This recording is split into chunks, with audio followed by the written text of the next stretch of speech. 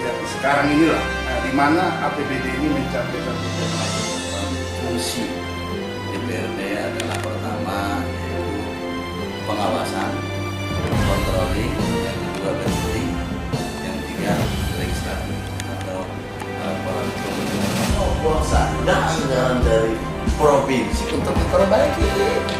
ada dan Jangan pernah kamu bertanya lahir dari rahim siapa, tetapi tanyalah pada diri sendiri mau berbuat apa.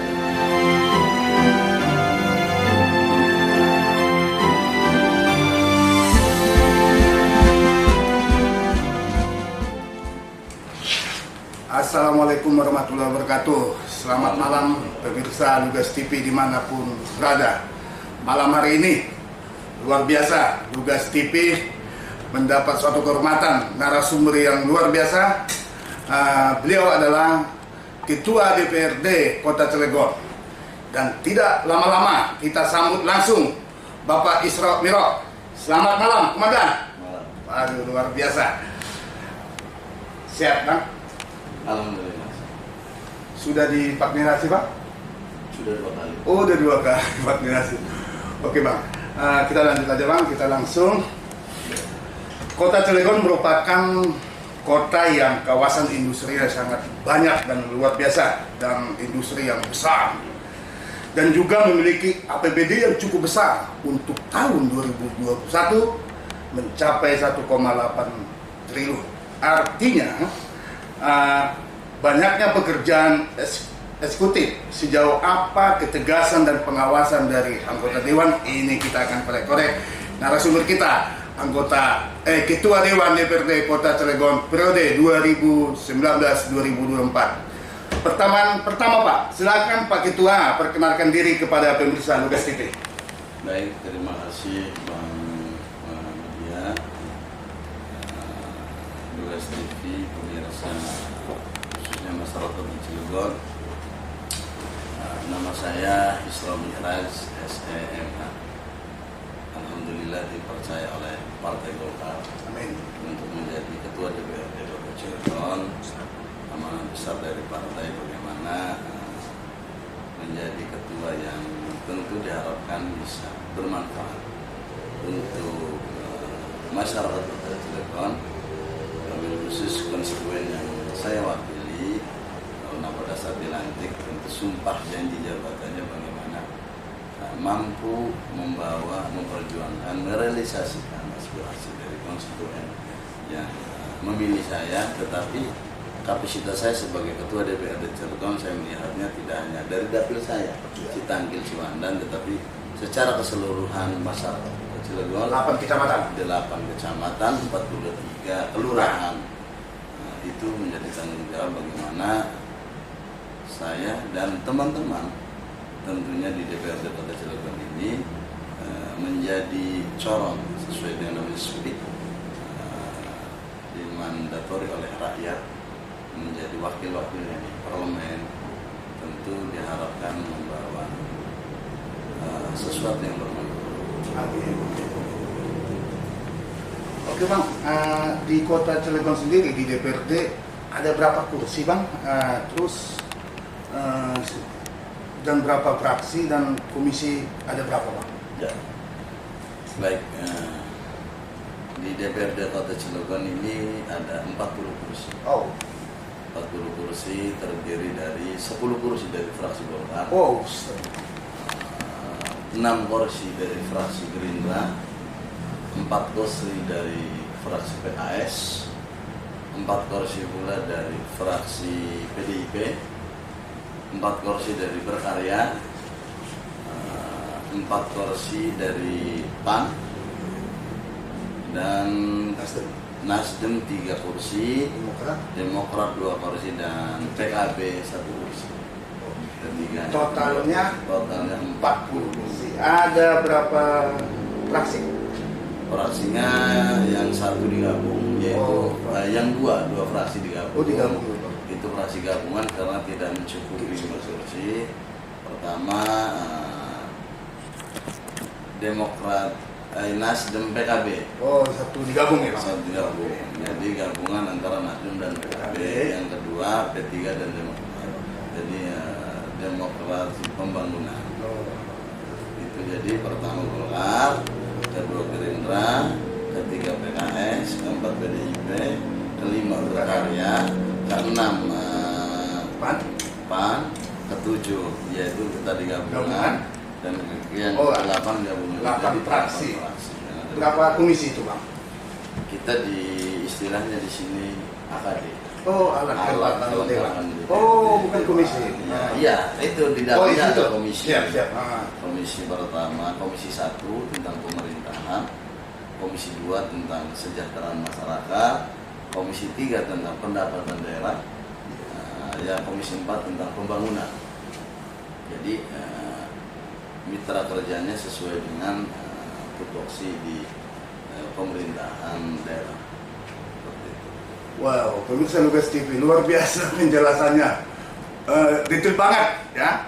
Ada 40 kursi, 8 fraksi dan beberapa komisi dari alat kelengkapan dewan. Oke, Bang, ini sejauh apa sih pengawasan dari DPRD Cilegon terhadap kebijakan Pemda yang sekarang inilah, di mana APBD ini mencapai 1,8 T. Berbicara tentang pengawasan, tentu amanat Undang-Undang 23 tahun 2014 bahwa tupoksi peran fungsi DPRD adalah pertama yaitu pengawasan, controlling, yang kedua budgeting, yang ketiga legislatif atau pembentukan peraturan daerah. Melekat sekali dalam hal ini pengawasan di DPRD, maka bagaimana pemerintahan daerah ini terdiri dari DPRD dan eksekutif daerah. Maka fungsi pengawasan di samping fungsi anggaran maupun fungsi pembentukan peraturan daerah, di situ bagaimana kita di DPRD ini sesuai dengan amanat undang-undang yang tadi saya sampaikan, pemerintahan itu ada pemerintahan absolut, pemerintahan konkuren, di mana dijelaskan bahwa ada pemerintahan wajib berkaitan dengan pelayanan dasar. Jadi di situ kita bagaimana pemerintahan wajib berkaitan dengan pelayanan dasar itu terdiri, salah satunya adalah pendidikan, kesehatan, sosial, utama di situ maksudnya. Nah, bagaimana kita mengawasi pemerintah daerah ini ketika merealisasikan program, terutama visi misi kepala daerah yang dituangkan dalam RPJMD. Jadi ketika mereka pada saat berkampanye, saya akan begini, akan begitu, akan bla bla bla. Ketika maka secara hukum konstitusi mengatur wajib hukumnya ketika dia terpilih itu dituangkan dalam RPJMD. Dan di dalam RPJMD itu maka wajib hukumnya selama 5 tahun pemerintahan normal. Di situ peran fungsi DPR melihat, menganggarkan apakah sesuai atau tidak dengan visi misi yang dituangkan dalam RPJMD seperti itu. Karena dan jangan lupa bahwa aspek pembangunan itu ada 3 aspek: partisipasi, teknokratif, dan politis. Bisa jelaskan sedikit? Partisipasi, bagaimana mereka tuangkan atau menjaring aspirasi dari masyarakat ketika di eksekutif ada istilah musrembang, musyawarah pembangunan kelurahan, naik menjadi musrembang camat dan terus ke kota musrembang kota. Di situ suara aspirasi masyarakat itu apa? Usulan aspirasi pengennya Cilegon ini semua.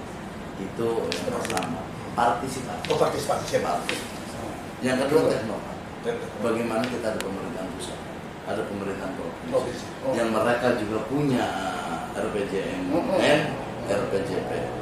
Jadi rencana pembangunan menengah nasional. Ya. Maka itu harus sinkron dengan daerah tersebut. daerah. Kayak contohnya ketika Pak Presiden Jokowi bahwa di periode kedua atau di periode pertama akan merevitalisasi pasar, maka di daerah itu disebutnya pemerintahan yang seirama. Artinya Dewan juga ikut mengawasi itu, Pak? DPRD Mengawasi. Oh gitu. Yang ketiga politis tadi itu tadi apa janji-janji dia pada saat dia kampanye sesuai enggak dengan apa yang dia kerjakan, dia terpilih. Oke. Makanya janji sebutnya politis. Oh gitu. Jadi mengadopsi, mengakomodir dari tiga aspek tertentu. Oke. Luar biasa. Kalau di DPRD-nya itu kan reses. Ya. Partisipasi itu reses di situ. Keinginan masyarakat. Waktu reses? Waktu reses kita tahu apa keinginan masyarakat. Oke Pak. Jadi terkait dengan fungsi legislasi, apakah ada rancangan perda yang akan dilakukan ke depannya Pak untuk Kota Cilegon? Baik, perda itu kan ada dua. Ya. Perda inisiatif itu lahir dari DPRD sendiri dan perda dari eksekutif. Itu kuncinya di perda ini hierarki peraturan perundang-undangan, bahwa peraturan di bawahnya tidak boleh bertentangan dengan peraturan yang lebih tinggi. Contohnya perda itu tidak boleh bertentangan dengan perda provinsi. Dan perda provinsi, kabupaten, kota tidak boleh bertentangan dengan undang-undang. Karena hierarki perundang-undangan seperti itu. Peraturan baru menyampaikan peraturan sebelumnya. Jadi di situ, dan saya ingin nanti kenapa banyak masukan dari masyarakat ketika banyak pengangguran, ada perda, ingin dibuat perda tenaga kerja memprioritaskan masyarakat lokal. Itu kita kesulitan di sini. Karena undang-undang mengatur setiap warga negara berhak beraktivitas dimanapun. Sementara ketika undang perda itu dibuat, maka sudah dipastikan ini tidak akan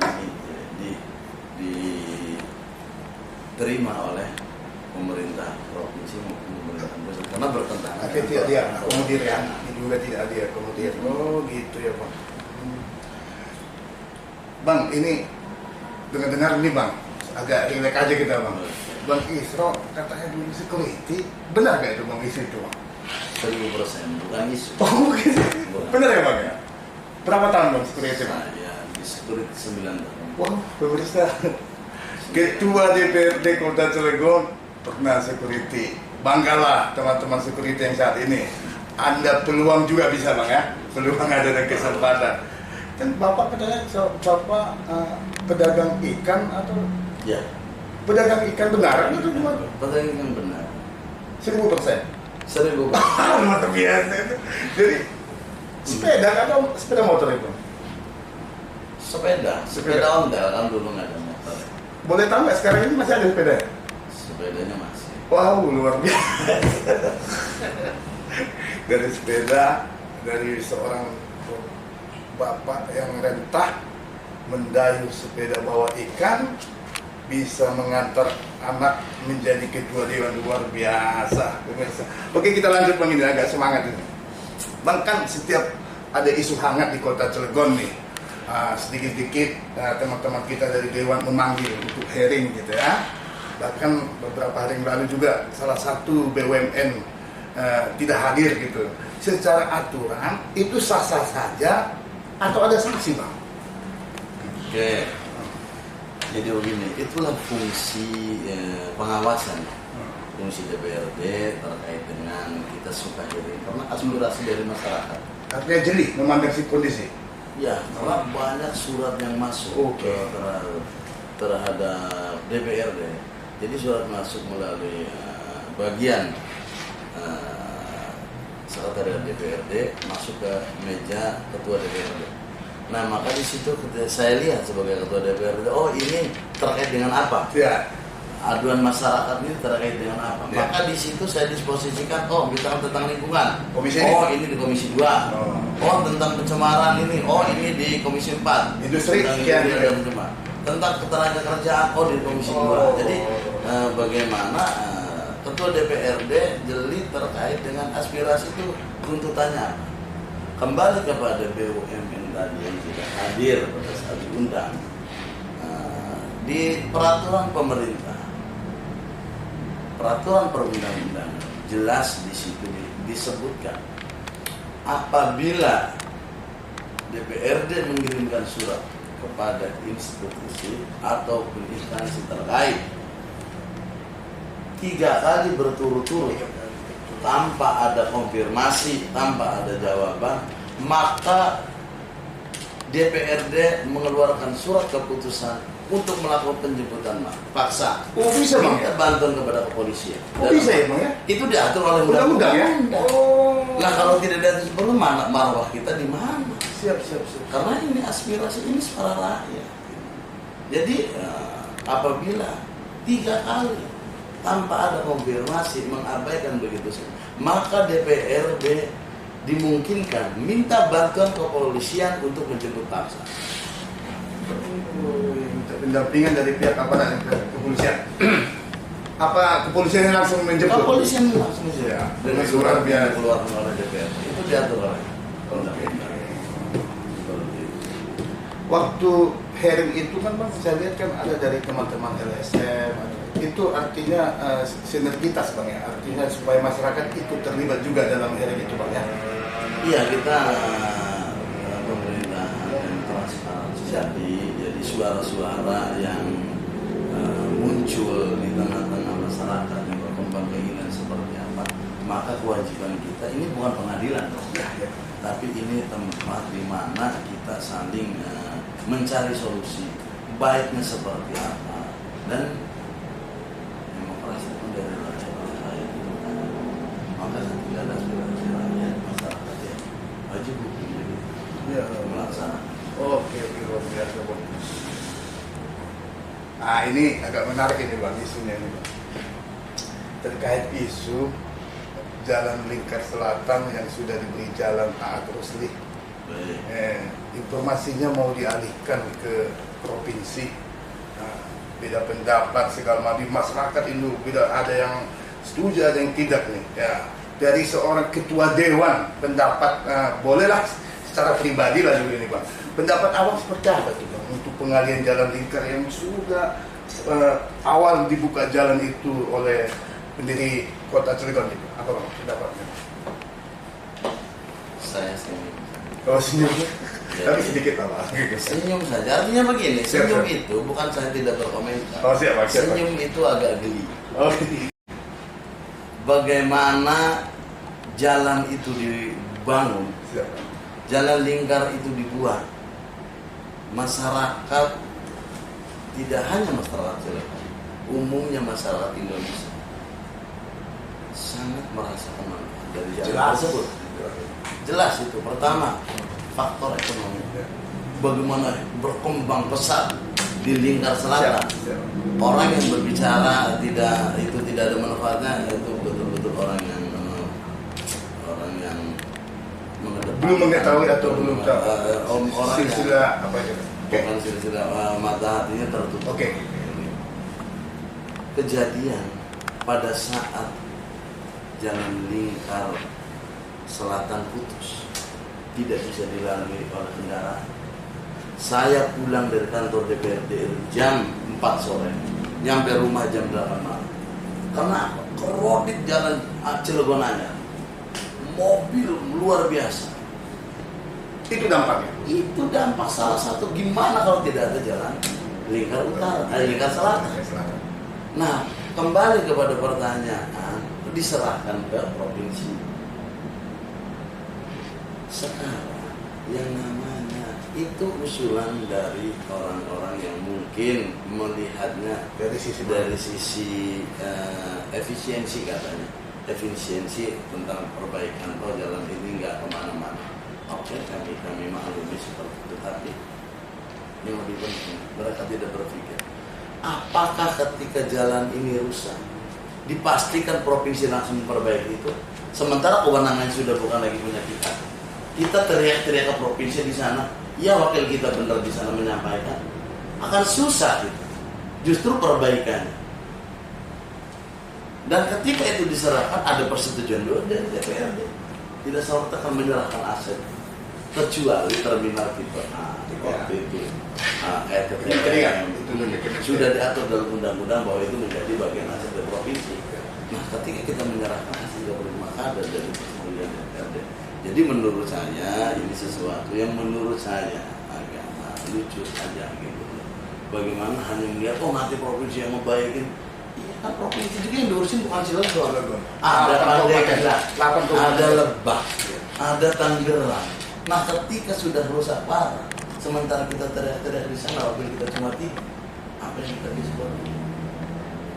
Jadi, kalau memang ingin memperjuangkan, rogoh saja anggaran dari provinsi untuk memperbaiki itu. Ada jalurnya, Pak? Iya kan, mereka perwakilan DPRD dari Kota Cilegon ada 3. Dan salah satunya yang mengusulkan juga DPRD dari provinsi. Udah saja upaya DBH dari sana atau bantuan dana provinsi ke Kota Cilegon diperbanyak untuk itu dia. Ngapain harus diserahkan ke provinsi? Artinya ada 3 kursi perwakilan kita di provinsi. Di provinsi. Yang luar biasa.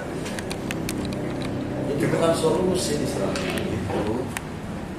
Semangat apa, Bang? Kalau bicara di kali ini apa semangat apa? Karena saya setelah historis bagaimana Lingkar itu tumbuh berkembang menjadi kebanggaan Kota Cilegon. Oke, Bang. Nah, ini tentang penting ini, Pak. Mengenai fungsi anggaran Kota Cilegon, Bang, bagaimana sih perkembangan atau penyesuaian anggaran di masa pandemi ini? Ya tentunya dengan pengawasan.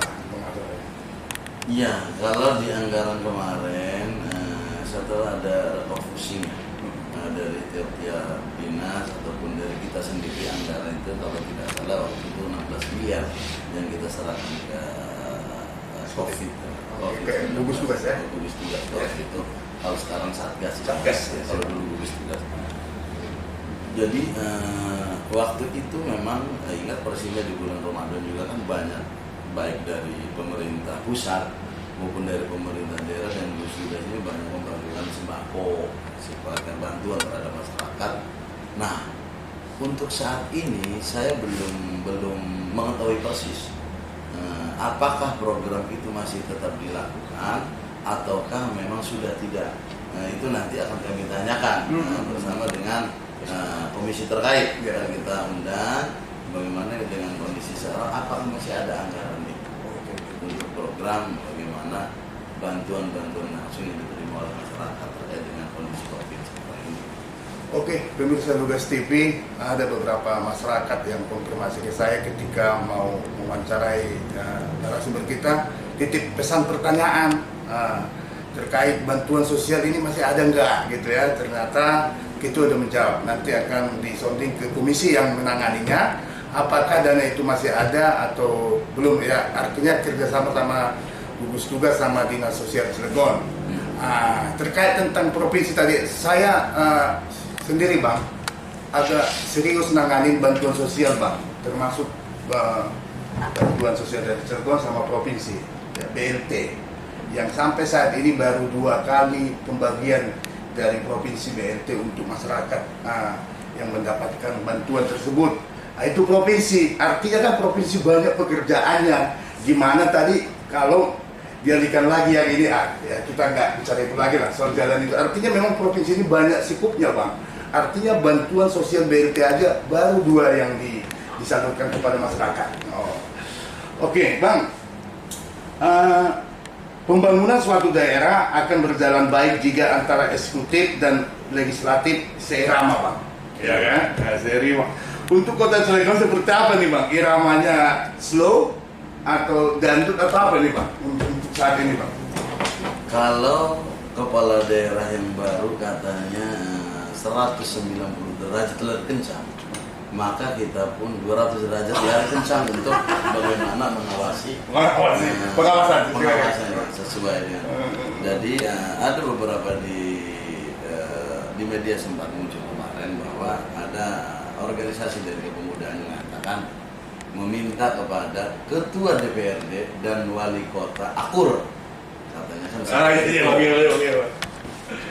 Sebenarnya akur tersebut banyak arti dan banyak hal yang harus diartikan. Kalau akurnya itu tidak baik untuk masyarakat, justru buruk. Tetapi tidak akurnya itu demi masyarakat, karena sama-sama mempunyai kepentingan bagaimana mengadvokasi masyarakat, maka justru masyarakat diuntungkan. Jadi seperti itu, harus bisa melihat poinnya untuk kepentingan masyarakat. Poinnya untuk kepentingan masyarakat. Ketika tidak akurnya itu sama-sama ngotot bagaimana mengadvokasi masyarakat tentang apa yang dia janjikan, apa yang mereka rencanakan pada saat kampanye akan direalisasikan. Maka kalau akur saja berarti kita jadi, berarti kita tidak mengingatkan mereka. Nah, fungsi tidak akur itu kita ingatkan, harus dibedakan hubungan dinas, hubungan kedinasan dengan hubungan personal, harus bisa dibedakan. Seperti itu. Jadi saya sering katakan dalam berbagai macam momen atau acara-acara bersama dengan kepala daerah, saya katakan, yuk, yang kurang baik kita perbaiki sama-sama. Yang sudah baik dilanjutkan, lebih ditingkatkan. Kita sinergi ketika itu kepentingannya untuk masyarakat. Kata-kata saya selaku ketua DPRD dan anggota DPR, kalau di kita namanya kolektif kolegial, sifatnya koordinasi. Kalau mereka sifatnya instruksi kepada bawahannya. Kalau DPRD berbeda, karena lembaga politik. Ketua DPRD maka berkoordinasi dengan ketua-ketua fraksi dan alat kelengkapan dewan yang lain. Sifatnya koordinasi. Beda dengan mereka. Mereka instruksi kepada bawahannya. Ketika dia harus begini, lakukan. Dia harus bisa dibedakan. Disebutnya juga saya ketua. Kalau mereka mah kepala.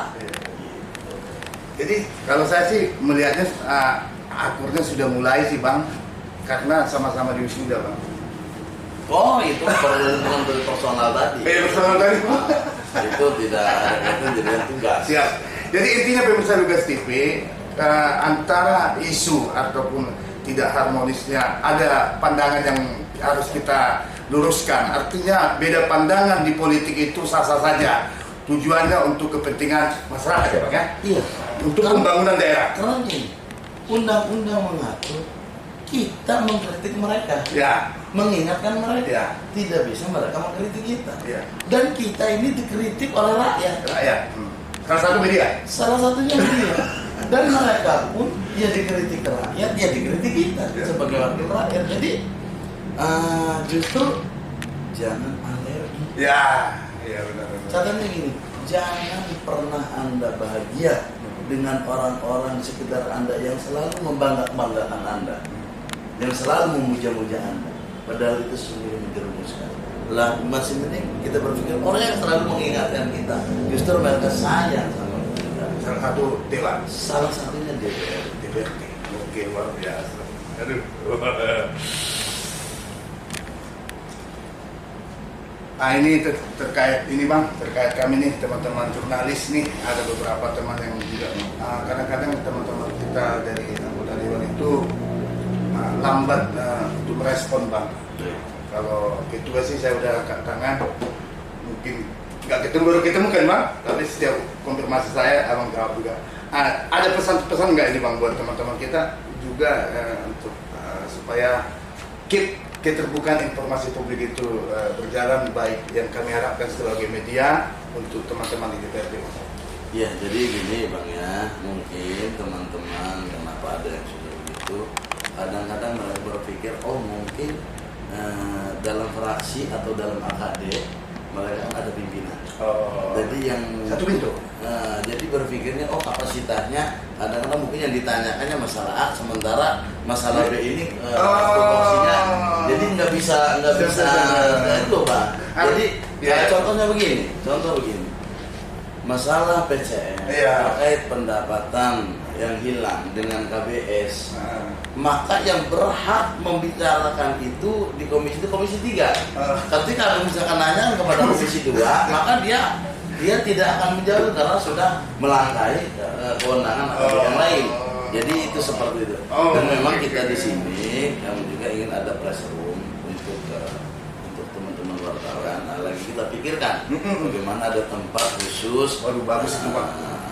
Itu menjadi pikiran kami di DPRD karena butuh kita media salah satu unsur yang ikut berperan dalam menyampaikan aspirasi masyarakat, tidak hanya dalam dan harus memang justru media ini yang bisa merubah, menyampaikan secara langsung keluhan atau aspirasi dari masyarakat. Jadi perannya sangat luar biasa. Kalau ingat dulu kan, pada zaman kita dengar lagu Qasidahan, bila wartawan memuji, dunia ikut memuji, itu artinya sangat gitu seperti. Jadi memang betul-betul diharapkan kehadirannya menjadi bagian dari pembangunan kita. Oh, jadi yang bisa saya tangkap gini ya teman-teman media, yang artinya ketika kita tanya tentang pendidikan, kita harus bertanya sama anggota komisi yang bersangkutan. Jadi kita harus juga memahami anggota dewan ini kemana nih. Jadi supaya kalaupun lambat dia kan nggak ada, walaupun dia lambat respon ya kan bukan bagian saya kan gitu. Kalau saya sih Bang gini Bang, ketika saya mau datang tentang kesehatan, saya tanya nih anggota dewan, Bang, abang bagian kesehatan nggak? Oh enggak, siapa sih Bang? Harusnya seperti itu Bang ya, supaya nabung ya Bang ya. Itu yang oke Bang. Kecuali saya general sifatnya kan. Iya, siap Bang. Komentarin tentang keseluruhan terkait dengan. Oke, luar biasa Bang, bincang-bincang kita ini Bang. Untuk closing statement aja Bang, untuk bincang-bincang kita Bang. Baik, kepada seluruh masyarakat Kota Cilegon yang dicintai, tentu di era pemerintahan sekarang ketua DPRD-nya dan wali kota dan wakil wali kota berbeda partai politik, tentu jangan dianggap ini kita tidak sinergi. Ini jangan seolah-olah dibesar-besarkan bahwa kita selalu akan menjegal apa yang mereka lakukan. Itu tidak. Poin yang bagus. Poinnya bahwa ketika itu untuk kepentingan masyarakat, partai saya pun menugaskan ketika itu kepentingan masyarakat, maka didukung, disupport karena kita lahir dan tumbuh oleh masyarakat.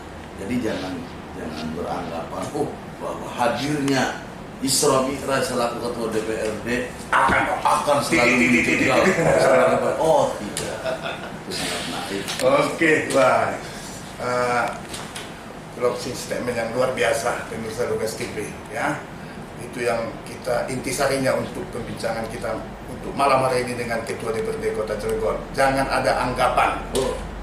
Oke, saya terakhir pesan saya bahwa jangan pernah kamu bertanya lahir dari rahim siapa, tetapi tanyalah pada dirimu sendiri mau berbuat apa dalam hidup. Sekali lagi Bang. Jangan pernah bertanya kamu lahir dari rahim siapa, tapi berpikirlah kepada dirimu sendiri, kamu hidup mau jadi apa. Luar biasa. Aduh, Bang, komentar tentang kritik saran buat Lugas TV Bang. Yang saya tahu Lugas TV, saya berharap dan saya mendoakan bisa lebih menjadi idola untuk masyarakat. Amin. Informasi-informasi yang menarik dan objektif. Siap, netral Bang. Objektif, saya pun silahkan kritik. Ya. Ketika saya tidak sesuai dengan jalur, lakukan itu, jangan segan-segan, karena butuh juga saya dikritik, diingatkan.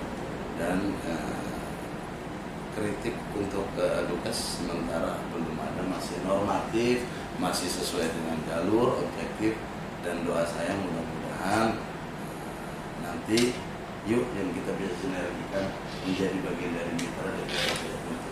Makasih abangku Ketua DPRD Kota Cilegon.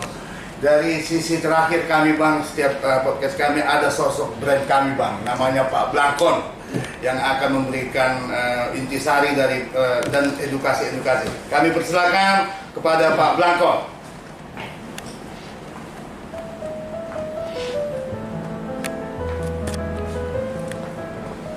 Assalamualaikum warahmatullahi wabarakatuh. Waalaikumsalam. Selamat malam Pak Ketua. Bang Arya. Kali ini giliran Pak Blangkon selalu di akhir acara. Pemirsa, Lugas TV, dimanapun Anda berada, sudah kita dengarkan dan simak sama-sama perbincangan Bang Nana dengan Ketua Dewan Wakil Rakyat. Biasanya Lugas dengan Dewan, kali ini dengan ketuanya. Kita saksikan sama-sama. Pak Blangkon melihat di sini ada satu sisi yang kayaknya Pak Blangkon sendiri baru dengar.